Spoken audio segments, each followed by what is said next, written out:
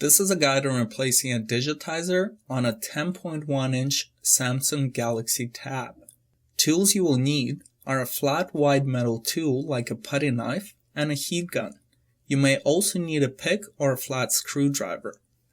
In order to access the digitizer, you will need to separate the main assembly from the back cover. Using a putty knife, start by gently prying the back cover off. Start at the bottom, make sure to not apply too much force, and simply unsnap the locking tabs, then move to the left edge.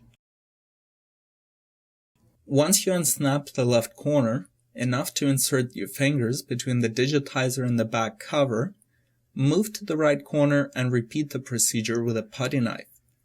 A couple of strategically positioned moves should free the back cover from the front assembly.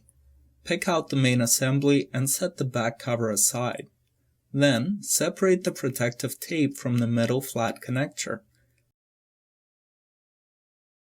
Using a pick or a flat screwdriver, open the connector tab on the opposite side of where the cable slides in, then pull the digitizer's cable out. It may also be a good idea to temporarily disconnect the battery so you don't short anything out by accident. At this point, we can go ahead and start on removing the digitizer. It is glued onto the main assembly and will require some heating to separate. Use a heat gun to warm up the perimeter of the digitizer. Move consistently around the edges, keeping an even distance of 1 to 2 inches away from the surface. It should take about a minute to warm up sufficiently. Then, insert the corner of your putty knife under the glass on the left bottom edge. Then, move along the bottom edge with the assistance of the heat gun for keeping the glue warm. Do not insert the putty knife further than the thickness of the black border of the digitizer. That way you will not damage the LCD underneath.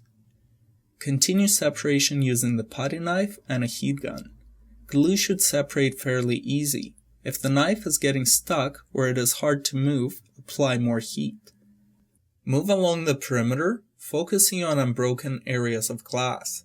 Once you have separated 3 edges, help further separation by prying the glass up with your fingers. Take extra care around the broken glass. It is actually really sharp, and it's best to try to keep it in one piece if possible.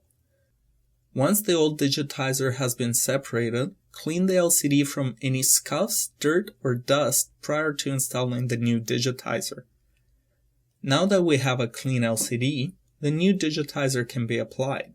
Make sure to bend out the digitizer's cable outwards, then remove the protective film from the inner side, then remove the adhesive guard from the perimeter of the digitizer. At this point, it is best to align the panel at the bottom corners, ensuring proper fit from side to side and with the bottom edge.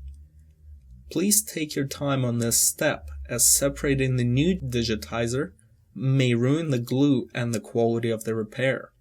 Drop the digitizer in place, then go around the edges squeezing it to the main assembly.